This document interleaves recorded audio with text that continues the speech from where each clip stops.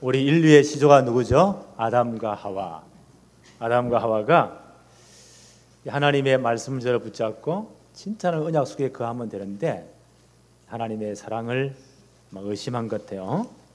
또 하나님의 말씀을 제대로 붙잡지 않았습니다. 하나님의 언약을 제대로 붙잡지 않았습니다. 그 증거로 누구의 말을 더 신뢰하죠? 사단의 말을. 그게 혹 빠져버립니다. 그게 창세기 3장 사건이잖아요. 하나님은 분명히 선악을 알게 하는 나무의 실과를 절대 먹지 마라. 너와 나와의 계약이다. 언약이다. 나는 너를 창조한 하나님이고 너는 내 백성이다. 너와 나의 계약을 맺자. 그게 정표입니다. 이 언약 붙잡고 하나님 사랑 안에 가면 모든 축복을 다 누리면 돼. 그런데 사단이 와서 뭐라고 꼬십니까?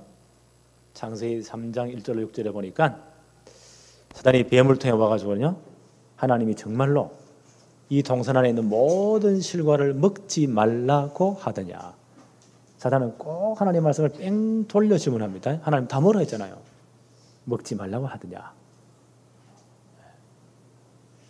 하와가 뭐라고 말합니까? 다 뭐라고 했다. 동산 중앙에 있는 선악을 알게 하는 나무의 실과는 먹지 말라고 했다. 근데 그 다음이 중요해요. 하나님 분명히 뭐라고 말씀하셨죠? 이 과일을 따먹는 날에는 정령 죽으리라. 말씀을 제대로 딱 붙잡아야 돼요. 하나님 말씀 안 붙잡는 데서 모든 문제가 다 와요. 하와가 하나님 말씀을 제대로 딱 붙잡지 못한 것 같아요. 하나님의 언약을 제대로 딱 붙잡지 못한 것 같아요. 뭐라고 대답하죠? 따먹는 날은 죽을 까하노라. 까병역의 큰 병이에요. 죽을 까하노라. 그러니 사단은 이걸 딱 긁어넘으면서 뭐라고 그러죠? 절대 죽지 않는다. 하나님의 말씀을 딱 거꾸로 변경시켜 버리잖아요. 사단은 원래 거짓의 압입니다. 거짓말장이 거짓의 압이에요. 절대 죽지 않는다. 만약 그 과실을 따먹은 날에는 네 눈이 밝아져서 하나님처럼 되어버린다. 하나님처럼. 하와가 보세요. 하나님 말씀보다 누구 말을 더 신뢰했나요? 사탄의 말을 더 신뢰한 겁니다. 하나님의 언약을 깨뜨리고 선악을 알게 하는 나무의 과실을 따먹고 하나님을 떠나버립니다. 이사야 59장 2절에 이 죄가 하나님과 너희 사이를 분리시켜 버렸다. 영원히 분리시켜 버렸다. 이때부터 하나님의 나라가 깨어진 겁니다. 하나님의 나라가 파괴되어 버렸습니다. 그러나 이때부터 모든 문제가 다 온 겁니다. 바로 이 깨어진 하나님 나라를 회복하기 위해서, 이 문제를 해결하기 위해서 하나님 누구를 보냈다고요? 독생자 예수 그리스도를 보내셨습니다. 이게 하나님의 사랑입니다. 아무 조건 없이. 이게 하나님의 무한한 사랑입니다. 그래서 하나님 나라를 회복하시는 하나님의 사랑. 오늘 창세기 1장 26, 27절에 보니까 하나님이 우리 형상을 따라서 사람을 만들자. 그래서 바다의 물고기와 하늘의 새와 가축과 온 땅과 땅에 기는 모든 것을 다스리게 하자. 하나님 그렇게 계획하셨어요. 그래서 자기 형상대로, 하나님의 형상대로 사람을 창조하시되 남자와 여자를 창조하셨다. 그리고 그들에게 뭐요? 처음부터 복을 주시면서 이르시되 생육하고 번성하라. 땅에 충만하라. 땅을 정복하라. 바다의 물고기와 하늘의 새와 땅에 움직이는 모든 생물을 다스리라. 하나님 대리자로서. 이때부터 하나님 나라가 시작된 겁니다. 6일 창조 가운데 다섯째 날까지 모든 우주 만물을 다 창조했잖아요. 그것은 하나님의 엄밀히 말하면 하나님 나라가 아니요. 언제부터 하나님 나라가 시작됩니까? 인간을 창조한 이후부터. 인간만 하나님의 형상대로 창조하셨어요. 그리고 그 인간에게 모든 걸 다 맡게 돼. 하나님 대권자로서, 하나님 나라 주인으로서 모든 걸 다 맡겼잖아요. 이때부터 하나님 나라가 시작된 겁니다. 인간은 이 축복을 이제 마음껏 누리면 돼요. 창세기 2장 15절에 보니까 여호와 하나님이 그 사람을 이끌어 에덴 동산에 두어 그것을 지키게 하시고, 이게 하나님의 나라입니다. 그 풍요한 모든 걸 준비해 놓으시고 네가 다 차지해라. 하나님 대리자와 대권자로 이 모든 걸 지배하며 다스리며 정복해라. 네가 지켜라.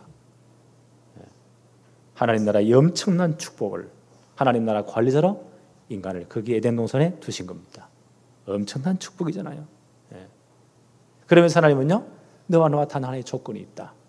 나는 하나님이고 너는 피조물이 아니냐. 너와 나와 계약을 맺자. 영원히 이 축복을 누리기 위한 조건이 있다. 창세기 2장 16절 17절에 여호와 하나님이 그 사람에게 명하여 이르되 동산 각종 나무의 열매는 내가 임의로 먹을 수 있다. 마음대로 다 먹으면 돼. 누리면 돼요. 그러나 선악을 알게 하는 나무의 열매는 먹지 말라. 내가 먹는 날에는 반드시 죽으리라. 하나님 뭐라고 말씀하십니까? 선악을 알게 하는 나무의 열매를 먹지 말라. 내가 먹는 날에는 반드시 죽으리라. 하나님과 계약이 언약이기 때문에, 계약이기 때문에 이건 깨뜨리면 안 돼요. 그래서 인간은 진짜 하나님의 사랑 안에서 하나님의 언약에 의지하고 하나님 주시는 모든 축복을 누리면 돼요. 여기에 제일 이 가슴이 배알이 꼴리는 놈이 누구요? 여기 사탄입니다. 처음부터 존재했잖아요. 뱀을 통해서요, 딱 하와를 유혹합니다. 와서 뭘 건드리죠? 다 먹지 말라고 하더냐. 이 말씀을 딱 말씀대로 말해야죠. 딱 뺑 돌려가지고 빼딱하게. 항상 사탄은 이렇게 해요. 그런 하와는 뭐라고 말해야 됩니까? 하나님 말씀에 먹지 말라. 먹는 날에는 반드시 죽으라 했다. 그래서 못 먹는다. 거절해야 돼. 하나님 말씀으로. 하와가 뭐라고 말했다고요? 죽을까 하더라. 하나님 말씀 진짜 100% 신뢰 안 하잖아요. 그렇죠? 사단의 말이 더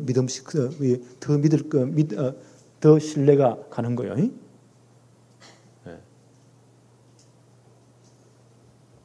그때 사단이 뭐라고 말합니까? 창세기 3장 4절에 보니까 뱀이 여자에게 이르되 너희가 결코 죽지 아니하리라. 사단이 보세요. 하나님 말씀 반대로 딱 해버리잖아요. 너무 확신 있게 결코 죽지 않는다. 그 다음 더 붙여서 너희가 그것을 먹는 날에는 너희 눈이 밝아질 것이다. 영안이 열릴 것이다. 그래서 뭐같이요? 하나님 같이 되어서 선악을 알 줄을 하나님이 아신다. 하나님처럼 되어버린다. 이 교만을 자극하잖아요. 절대 될 수 없는 교만을 자극합니다. 이게 사단의 전략이에요. 여기 이제 마음이 다 뺏겨버렸단 말이에요. 여기 생각이 다 뺏겨버렸어. 그러니까 하와가 그 나무를 보니까 어떠했다고요? 창세기 3장 6절에 여자가 그 나무를 본즉 먹음직도 하고 보암직도 하고 지혜롭게 할 만큼 탐스럽기도 한 나무인지라. 이제 마음이 다 뺏기고 나니까 이렇게 보인단 말이에요. 여자가 그 나무 그 열매를 따먹고 자기와 함께 있는 남편에게 주매 그도 먹은지라. 사단의 말을 더 신뢰하고 더 믿고 언약을 파괴시켜 버립니다. 이것이 근본 문제, 근본적인 죄라고 해요. 그래서 이걸 원죄라고 해요. 이것 때문에 하나님과의 관계가 완전히 깨어져 버리고 이 죄 때문에 하나님과 우리 사이가 영원히 분리되어 버립니다. 하나님과의 모든 교제가 다 끊어져 영적인 죽음이라고 해요. 영원히 분리되어 버립니다. 이때부터 어떤 일이 왔죠? 창세기 3장 17절로 19절에 아담에게 이르시되 내가 내 아내의 말을 듣고 내가 내게 먹지 말라 한 나무의 열매를 먹었은즉 하나님과 언약을 깨뜨려 버렸잖아요. 누구 말을 듣고요? 사단의 말을 듣고 그게 더 신뢰성 있게 보이니까 먹었은즉 땅은 너로 말미암아 저주를 받을 것이다. 이때부터 땅이 저주를 받는 겁니다. 하나님 나라가 깨어지고요. 땅이 저주를 받아요.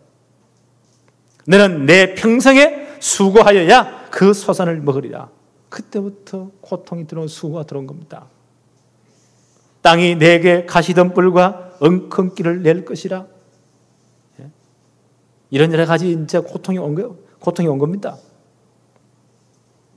내가 흙으로 돌아갈 때까지 얼굴에 땀을 흘려야 먹을 것을 먹으리라. 그때부터 고통, 이 수고를 해야 돼요.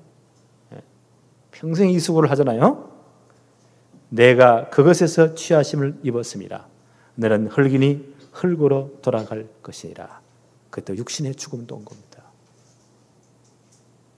영은 하나님께, 육신은 흙으로 돌아가는 겁니다. 이게 인간의 근본 문제입니다. 이걸 원죄라고 합니다. 그리고요, 하나님은 그 인간을 에덴 동산에서 쫓아내 버립니다. 하나님 나라의 그 축복에 쫓아내 버립니다. 창세기 3장 23절 24절에 여호와 하나님이 에덴 동산에서 그를 내어 보내어 그의 근원이 된 땅을 갈게 하시니 이같이 하나님이 그 사람을 쫓아내시고 쫓아내 버립니다. 하나님 나라의 그 풍요에서 쫓아내 버립니다. 에덴 동산 동쪽에 그룹들과 두루 도는 불칼을 두어 생명나무의 길을 지키게 하시니라. 더 못 오도록 다 막아버립니다. 이것이 창세기 3장 문제의 근본 문제입니다. 이게 원죄입니다. 모든 인생은 이 저주 아래, 이 근본 문제 아래 다 태어났습니다. 그렇죠? 지금도 이 고통 속에 있습니다. 근데 하나님은요, 여기에 영원히 죽게 놔두지 않으시고 여기서 빠져나올 길을 제시하셨습니다. 창세기 3장 문제에 빠지자마자 하나님은요, 구원의 길부터 제시하신 겁니다. 이게 하나님의 사랑입니다. 그게 뭐죠? 우리는 너무 잘 알고 있잖아요. 창세기 3장 15절. 여자의 후손으로 이 문제를 해결할, 사단의 머리를 깨뜨릴, 뱀의 머리를 박살낼 그리스도를 보내겠다. 메시아를 보내겠다. 여자의 후손으로. 원죄와 전혀 상관없는 여자의 후손으로 그리스도를 보내겠다. 그가 오시면 너희를 넘어뜨리는 사단의 머리를 박살낼 것이다. 너희를 구원할 것이다. 하나님은 처음부터 이 포옹을 주었습니다. 그래서 창세기 3장 21절에 피제사를 허락하셨어요. 짐승을 피 흘려 죽이시고, 왜요? 죄의 삭은 사망이니까. 생명이 피에 있으므로 피가 그 죄를 속한다고 했어요. 피제사를 드리라. 그러면서 누구를요? 창세기 3장 15절 주인공이신 그리스도를 늘 바라보아라. 구약시대 이 그리스도 바라보고 구원받았어. 피제사 드리면서. 하나님은 처음부터 뭘 주었다고요? 복음을 살 길을 제시하셨습니다. 오늘 요한은 요한복음을 기록하면서 이 사건을 염두에 두고 오늘 요한복음 3장 16절에 너무너무 중요한 말씀을 하십니다. 요한복음 3장 16절은 성경 66권 전체 요절입니다. 성경 66권을 쫙 압축하고 또 압축하고 또 압축하고 또 압축하고 또 압축하고 한 문장을 딱 써라. 그러면 요한복음 3장 16절이에요. 여기 성경 전체 요절입니다. 성경을 딱 아예 막 이 압력밥솥에 넣고 푹 삶으면 딱 엑기스를 뽑으면 요 한 구절 딱 나옵니다. 너무 중요한 성경 구절이에요. 아마 이 요한은 이 창세기 사건을 너무 잘 알았던 것 같아요. 이 문제를 해결해서 하나님이 그리스도를 보냈다. 이게 하나님의 사랑이다. 자, 읽어봅시다. 요한복음 3장 16절. 우리 또박또박 큰 음성으로 한 음성으로 다 읽습니다. 시작. 하나님이 세상을 이처럼 사랑하사 독생자를 주셨으니 이는 그를 믿는 자마다 멸망하지 않고 영생을 얻게 하려 하심이라. 한 번 더. 하나님이 세상을 이처럼 사랑하사 독생자를 주셨으니 이는 그를 믿는 자마다 멸망하지 않고 영생을 얻게 하려 하심이라. 그렇지요. 우리는 다 멸망 가운데 태어났잖아요. 창세기 3장 저절에 태어났잖아요. 절대로 못 빠져나옵니다. 이 문제를 해결하기 위해서 하나님 누구를요? 하나님이 그 독생자를, 하나밖에 없는 외아들을, 하나밖에 없다 전부 답니다. 아들이 많은 중에 한 놈이라면 뭐 그 중에 하나지만 하나밖에 없다고. 독생자 전부 다를 내놓으신 겁니다. 이 문제를 해결하기 위해서, 깨어진 하나님 나라를 회복하기 위해서 하나님은 외아들을, 하나밖에 없는 독생자를, 그 말은요 하나님의 전부 다를 내어놓으신 겁니다. 하나님이 세상을 이처럼 사랑하셨습니다. 누가요? 하나님이 그의 독생자를 전부 다를 내어놓으셨습니다. 이 창세기 3장 문제를 해결할 길이요? 죽는 길밖에 다른 길이 없어요. 왜? 죄의 삭선 사망이니까. 이 모든 죄를 독생자 그리스도에다 뒤집어 씌워서 그 죄값을 물으신 겁니다. 그래서 십자가 지게 하신 겁니다. 거기서 모든 죄를 다 처리해 버렸습니다. 그 피를 보시고 우리를 죄 없다 선언해 주신 겁니다. 이 그리스도를 믿음으로 우리는 창세기 3장 모든 저주에서 해방되며 구원받습니다. 그게 영생입니다. 하나님은 처음부터 이 복음을 주신 겁니다. 여자의 후손으로 메시아 그리스도를 보내시겠다. 이게 하나님의 사랑입니다. 요한은요, 이 글을 쓸 때 아마 이분이 아마 감격에 가슴이 떨렸을 거예요. 하나님이 세상을 이처럼 사랑하사 그 외아들을 내놓고 전부 다를 내놓을 만큼 그래서 독생자를 주셨으니 이는 그를 믿는 자마다 멸망하지 않고 창세기 3년 소조에 영원히 빠져 죽지 않고 하나님 나라의 그 축복을 누리는 영원한 생명, 영생을 얻게 하려 하심이니라. 그렇죠. 바울도 복음을 깨닫고 난 다음에 이 사실이 너무 감격스러워서 로마서 5장 8절에 뭐라고 말하죠? 우리가 아직 죄인 되었을 그때에 창세기 3장 저주에 빠져 영원히 지옥 가며 영원히 고통당할 그때에 이 문제를 해결할 다른 길이 없잖아요. 그 아들을 십자가에 못 박는 길밖에 없잖아요. 그 아들을 대신 죽이심으로 우리에 대한 자기의 사랑을 확정하셨느니라. 저는 이 두 구절 말할 때 너무너무 감격스러워요. 이 하나님 사랑이구나. 우리 이 사랑을 받은 사람들입니다. 그렇죠? 너무도 귀한 사람. 하나님이 그 아들을 대신 내어놓고 우리 한 사람 한 사람을 구원하셨다니까요. 우리 이런 존재입니다. 그리고 하나님 나라 백성으로 삼으셨다니까요. 그래서 이 복음이 완성된 겁니다. 누가복음 4장 43절에 하나님 나라의 복음, 하나님이 직접 완성하셨습니다.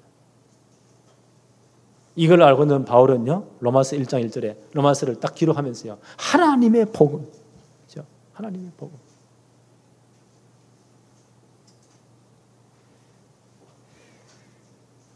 그래서 이 복음을 진짜 우리가 믿고 그리스도를 영접한 사람은 거듭난 사람이 되는 겁니다.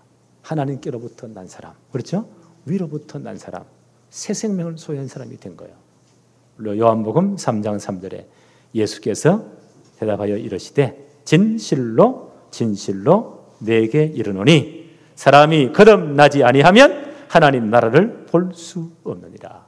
이 그리스도를 진짜 믿고 영접함으로 우리 성령으로 거듭나잖아요. 그 사람만이 하나님 나라에 들어갈 수가 있습니다. 하나님 백성이 될 수가 있습니다. 요한복음 3장 5절 봅시다. 예수께서 대답하시되 진실로 진실로 내게 이르노니 사람이 물과 성령으로 나지 아니하면 하나님 나라에 들어갈 수 없느니라. 그렇죠? 우리가 정말 예수 그리스도를 주로 고백해 하나님 백성이 되었다는 표시로서 뭘 줘요? 물세례 주잖아요. 전 성도들 앞에서 신앙 고백받고 물세례 줍니다. 하나님 나라 백성이 된 거듭난 사람이 되었다는 증거요. 그 전에 성령의 역사에서 우리를 거듭나게 했잖아요. 하나님 백성 되었잖아요. 우리가 이 복음을 믿음으로 우리 이 축복을 받게 된 겁니다. 예수님 뭐라고 말씀하셨죠? 요한복음 1장 12절에 영접하는 자, 곧 그 이름을 믿는 자들에게는 뭐가 되는? 하나님의 자녀가 되는 영생을 주셨다. 그렇죠? 우리가 이 복음 믿고 예수 그리스도를 주로 고백하고 하나님의 자녀, 하나님의 백성이 된 것입니다. 그렇죠? 이 사실을 진짜 마음으로 믿어 어렵게 되고 입으로 신해서 구원받았습니다. 로마서 10장 9절 10절. 자, 요한복음 3장 16절을 다시 한번 더 봅시다. 하나님이, 여기서 제일 강조된 단어가 뭔가 보세요.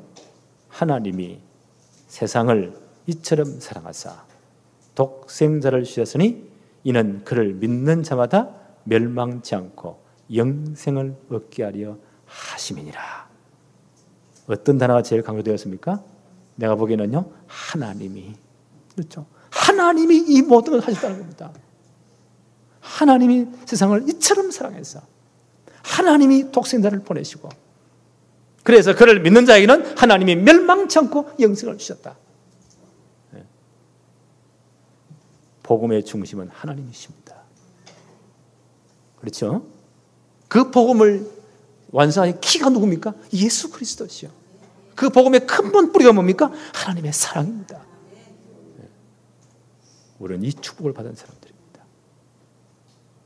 그런데 이 복음을 거부한 자는 하나님의 진노와 심판을 받을 수밖에 없습니다. 요한복음 3장 17절을 보세요. 하나님이 그 아들을 세상에 보내신 것은 세상을 심판하려 하심이 아니요. 우리가 불신자들의 하나님에 대한 개념이 뭐요? 무서운 하나님. 그렇죠? 제가 옛날에 복음 깨닫기 전에는요, 하나님은 옥황상제 개념이 있잖아요. 구름토 하나님이 어떤 놈이 잘못을 하냐, 몽둥이가 저 화살급도들이 패는.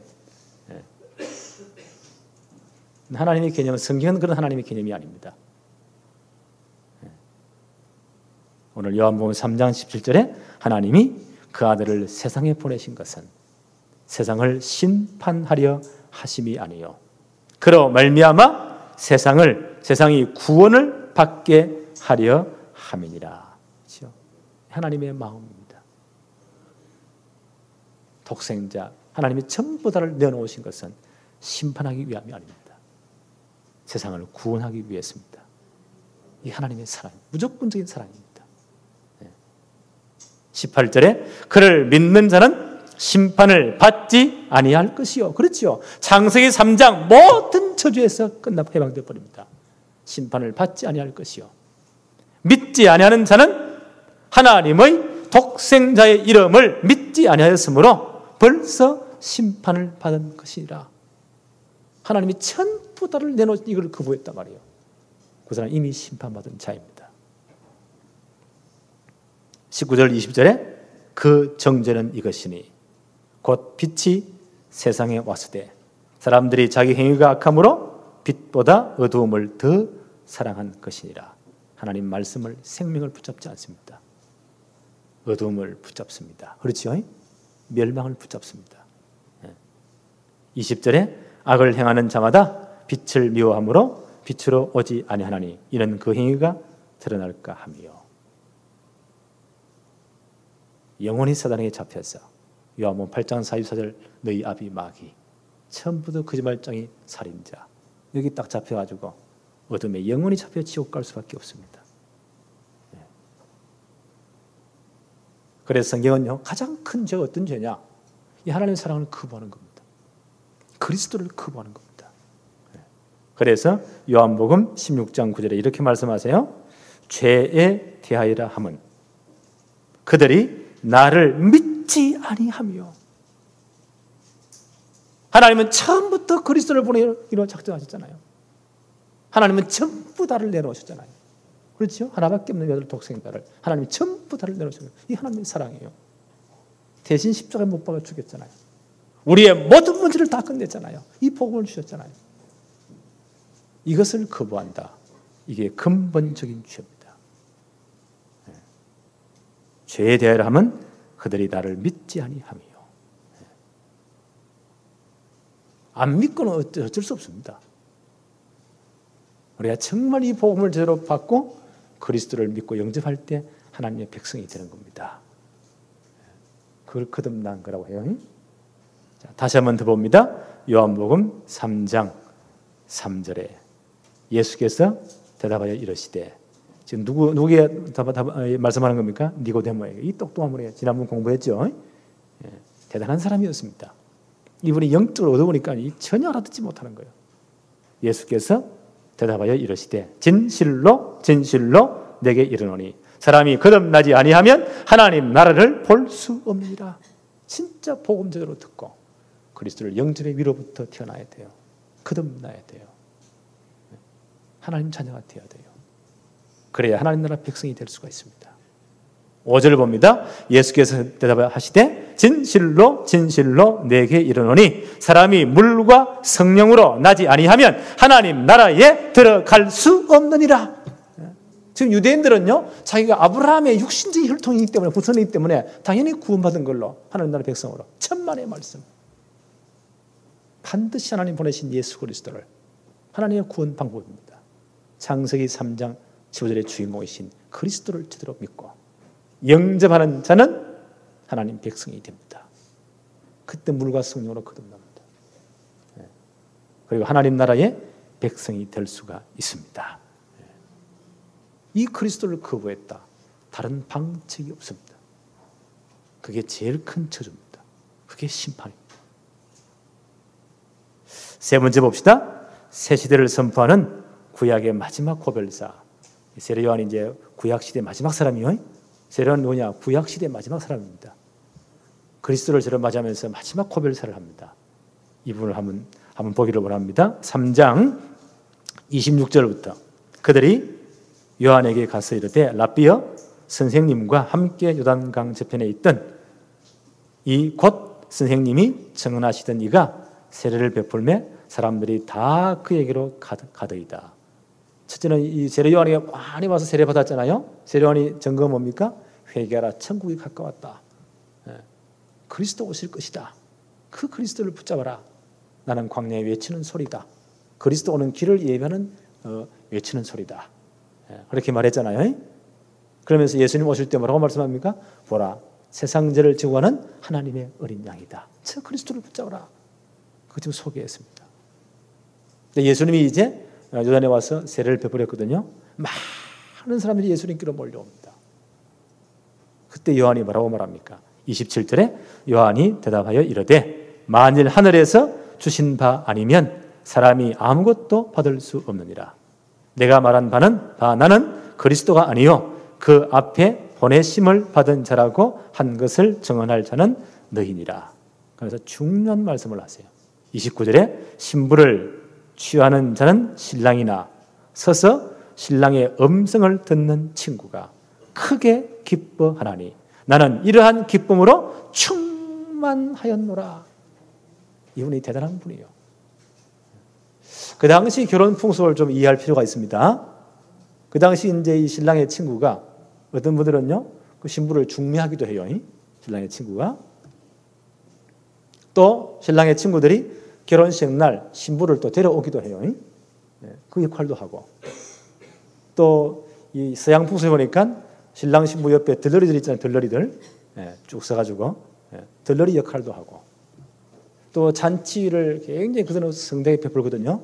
잔치 연회장, 모든 잔치를 주관하는 연회장 역할도 하고. 그게 신랑의 친구들이 하는 거예요.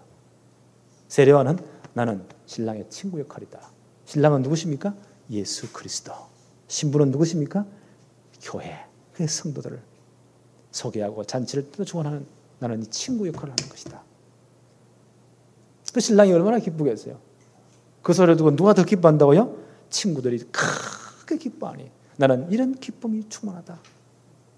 이분이 제대로 성경을 깨달은 것 같아요. 율법의 목적이 뭡니까? 율법은 그리스도를 안내하는 뭐가 됐다고요? 몽학선생, 초등교사. 그렇죠? 갈라디아 3장 24절. 율법의 기능이 그겁니다. 구약 성경을 자세히 보면요, 우리 힘으로 절대로 구원받지 못하는구나. 율법이 뭘 가르친다고요? 너희가 시내산 앞에 있으면 율법 밑에 맞아 죽으니까 빨리 갈보리 산으로 그리스도 십자가 밑으로 도망가라. 그 십자가를 붙잡아라. 그리스도를 붙잡아라. 이렇게 안내하는 것이 율법의 기능입니다. 그 구약 시대의 마지막 사람이 성경에 누굽니까? 세례 요한이요. 내가 그리스도를 받지 않느냐? 신랑 대신 그리스도가 오시지 않느냐? 그리스도를 붙잡아라. 나는 그리스도를 보는 이 기쁨이 제일 큰 기쁨이다. 그러면서 뭐라고 말합니까? 30절에 그는 흥해야 하겠고 나는 쇠하여야 하리라 하니라. 그렇지요. 이제 복음시대, 구약의 모든 율법시대가 끝나고 복음시대의 새 시대가 시작되는 겁니다. 이제는 그리스도 실체가 왔으니까 그리스도 붙잡아라. 그는 흥해야 하겠고 나는 쇠하리라. 구약의 모든 율법 기능이 끝이다. 이게 구약의 고별사입니다.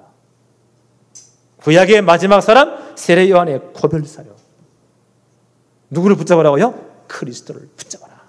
실체이신 그리스도를 붙잡아라. 구약 시대의 모든 것은 땅에 속한 겁니다.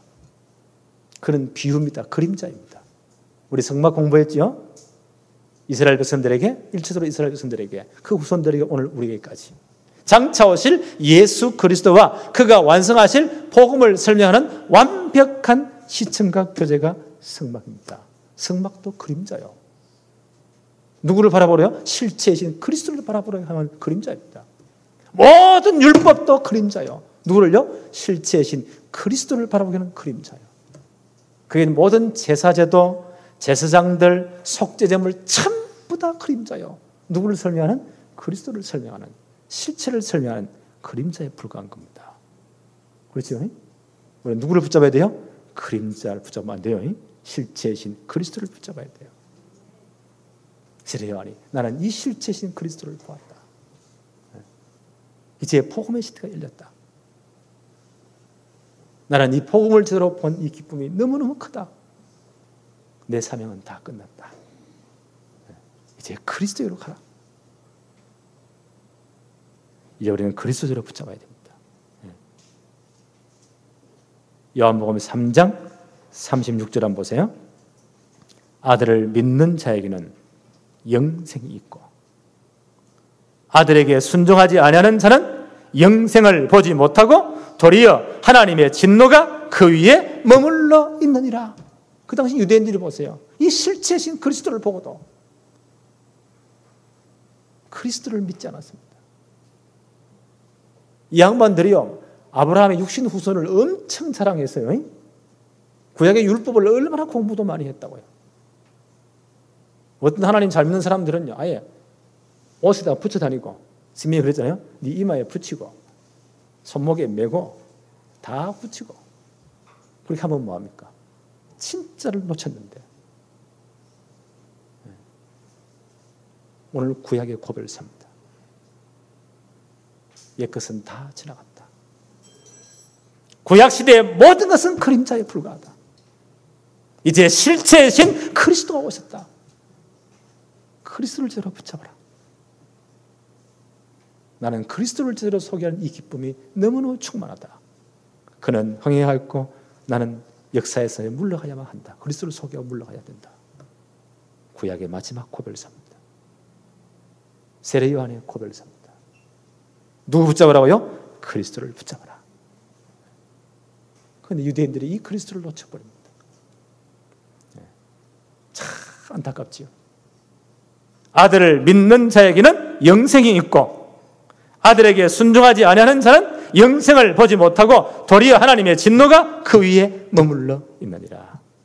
그래서 유대인들이 박살난 겁니다. 오늘 다시 돌아옵니다. 성경 전체 요절입니다. 요한복음 3장 16절에 하나님이 세상을 이처럼 사랑하사 독생자를 주셨으니 이는 그를 믿는 자마다 멸망하지 않고 영생을 얻게 하려 하심이니라. 영생이 무엇입니까? 요한복음 17장 3절에 영생은 곧 유일하신 참 하나님과 그의 보내신 자 예수 그리스도를 아는 것이니이다. 하나님 그리스도 바로 알아야 돼요. 하나님이 보내신 자 예수 그리스도를 아는 것입니다. 그래서 예수님 공생의 사역에 제일 먼저 중요한 질문이 뭐였죠? 마태복음 16장 13절 20절 우리 너무너무 잘 알고 있잖아요. 사람들이 막 몰려오니까 사람들이 도대체 나를 누구라고 생각하더냐. 그게 중요한 핵심입니다. 신앙생활에. 누구라고 생각하더냐. 많은 분들이요 잘못 알고 있습니다. 예레미야 같다 합니다. 엘리야 같다고 합니다. 세례요한 같다고 합니다.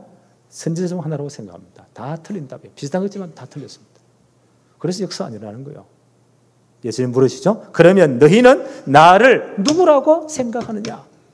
그때 베드로가 보세요. 얼마나 정확한 답을 합니까? 주는 그리스도시요 살아계신 하나님의 아들이십니다. 아마 베드로가 예수님 따라다니면서 자세히 잘 본 것 같아요.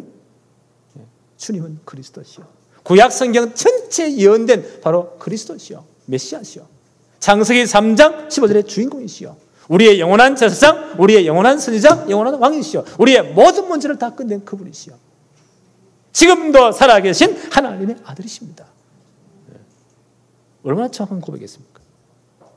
그렇다 이 고백을 분명히 한 걸 보니까 베드로는 구원받은 게 분명합니다. 영생을 소유한 게 분명합니다. 예수님이 너무 기쁘셨잖아요. 바요나 시몬아, 네가 정말 복이 있구나. 그리스도 바라보는 게 제일 큰 축복입니다.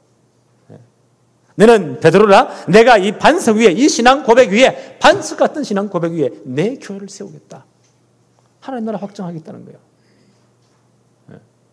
내가 너에게 천국 열쇠를 줄 것이다. 기도하는 모든 열쇠를 다 줄 것이다.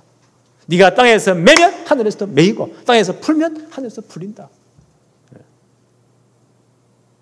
모든 축복을 다 줬잖아요. 이제 우리는 그리스도처럼 바로 알아가기를 바랍니다. 어떤 분은 이런 질문을 했어요. 예수님, 내가 진짜 하나님 일을 하고 싶은데 하나님의 일이 뭡니까? 요한복음 6장 28, 29절에 그때 예수님 뭐라고 말씀하십니까? 하나님의 일은 나를 하나님께서 보내신 일을 믿는 것이 하나님의 일이라. 하나님께서 우리 요구하시는 일이 하나 있습니다. 그게 뭘까요?